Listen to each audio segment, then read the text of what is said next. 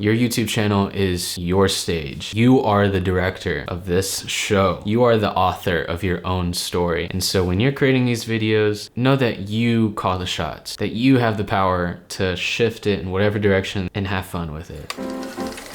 Welcome to the video. If you're new here, my name is Ashton, and today I want to talk a little bit about some of the lessons that I've learned this year pursuing YouTube and trying to take this whole YouTube thing seriously. A lot of things go into creating consistent content, as well as, finding the right ideas.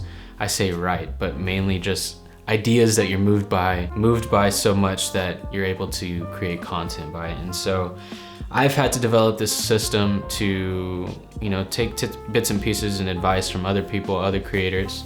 And these 10 things have been the most helpful for me. So pick and choose as you may, but this video is really just going to be a lot about discipline and creating systems and processes. So before we get started, I do want to kickstart the conversation by asking you one question. Which do you think matters more? Persistence or patience?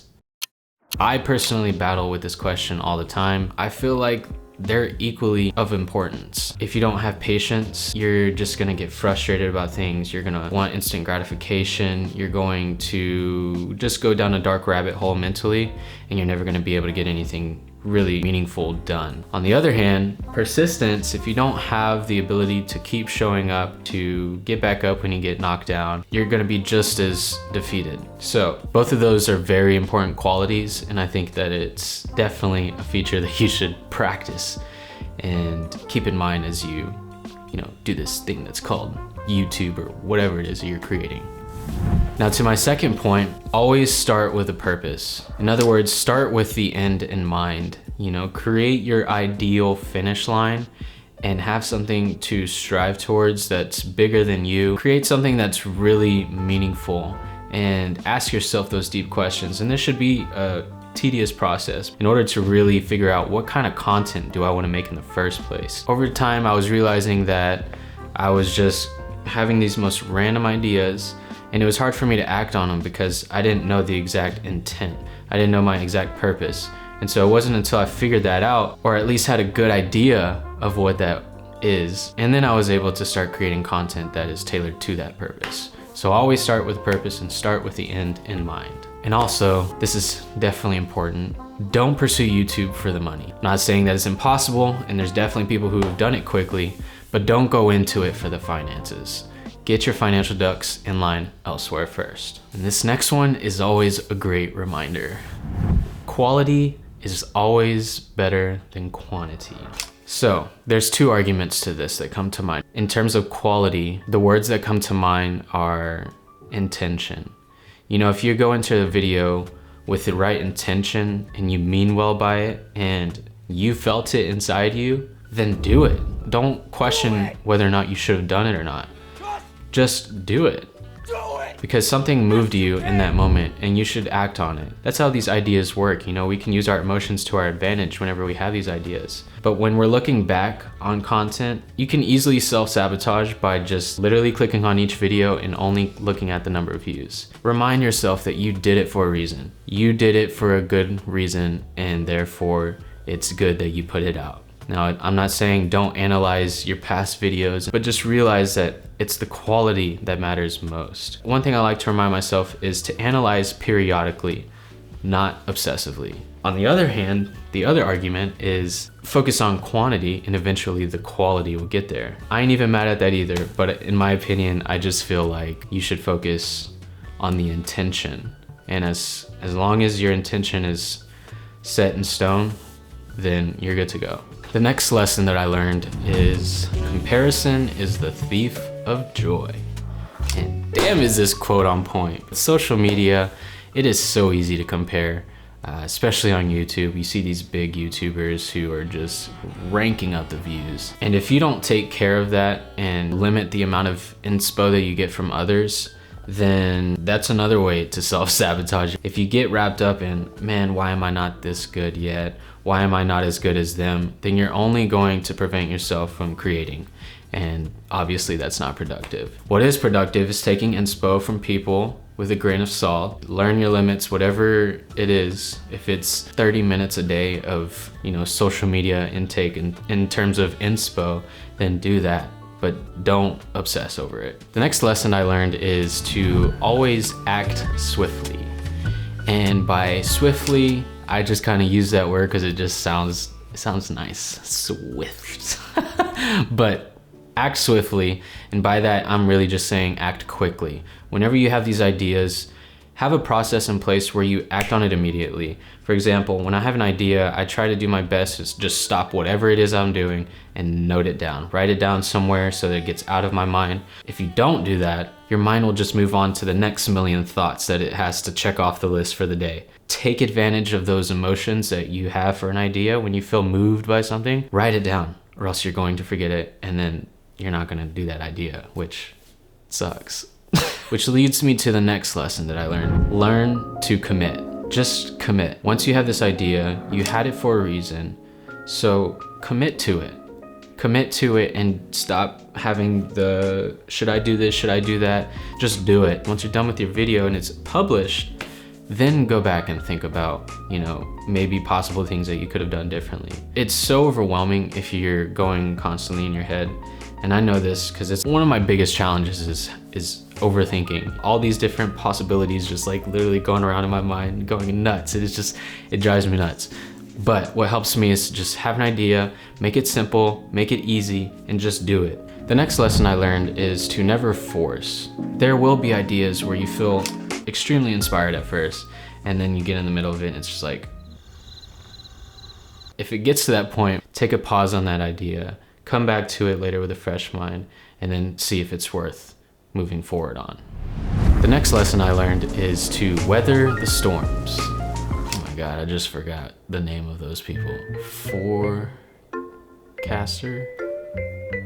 What is the weatherman called? Oh my God, what is the name? I'm gonna have to look this up. This is driving me nuts. Meteorologist, is that what it is? Okay, there we go. Meteorologist. You should be your own meteorologist, and by that I mean you should assume the bad weather.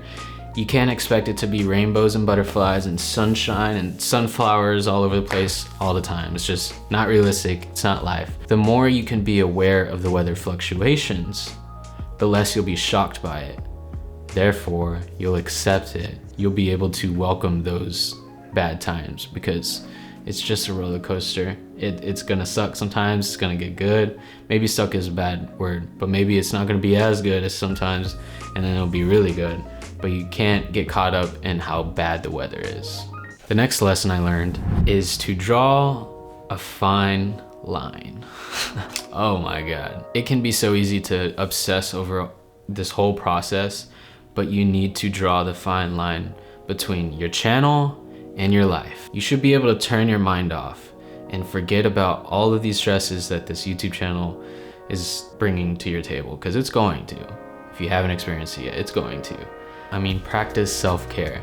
Whatever you need outside of work, do those things so that you can work and you can keep showing up and you can play the long game in this thing called YouTube. The moment that it's Saturday evening and you are sitting there pondering about how your YouTube channel is doing is the moment that it is getting toxic. That is not productive. You need to be able to rest in order to keep showing up and do what you do best. And to wrap this up, the 10th lesson is to just be you and have fun. Because good God, life is too damn short to not have fun with it. And if you're gonna do something like this, you need to have fun in order for it to be sustainable long-term and for you to find happiness in doing it. Don't be upset when your cousin doesn't care about your most recent video that came out. It's not for everybody. Not all of your ideas and not all your videos are for everybody. And if it were for everybody, then hardly anyone would get any value. And that, maybe is another video. Just have faith in yourself. And when you finish a video and you publish it, export it, whatever it is, you should feel so proud of that because you broke through so many barriers. There's a million things that can stack up and you broke through all of that and you pushed through and you finished it. And that alone is so rewarding. And you should always keep that feeling in mind whenever you're struggling with the next video idea, because it just makes it all the more worth it when you look at that final product and it's there and you're just chilling watching it. No matter how good it does, no matter none of that, you finished it. Give yourself a little pat on the back, because that right there is tough. Your YouTube channel is your stage, and you are the director of this show that you have. You are the author of your own story. You know, that reminds me of this quote that I have on my business card because I love it so much. It says, "You are the author of your own life story. What will it take to love your life story to create the happy endings that you desire?" That quote is fire. You are the author of your own story. And so when you're creating these videos, know that you call the shots, that you have the power to shift it in whatever direction that you want to take it in, and have fun with it. Just have fun. And that is it. That's 10 lessons that I learned this year. Keeping these things in mind have helped me push through and push through and push through, and to keep asking myself, you know, the better questions that I need in order to create the content that I'm really passionate about. With these lessons, I feel as though you can go out and start a YouTube channel today if you haven't yet. As long as you just practice these things and you implement these into your system, your mental processes, whatever you want to call it, there's no doubt that you'll be successful. And not saying that it's going to happen tomorrow, nor should it. It should take time, but your chances of being successful are going to be much more likely in the long term. That about wraps it up. Before you head out of here though, I do want you to do me a favor and leave a comment below. What do you think is more important? Patience, persistence? Are you leaning one way or the other? Do you think they're the same? I would love to hear your feedback. So let me know in the comments, and that's it for today's video. I'll see y'all in the next one. Peace.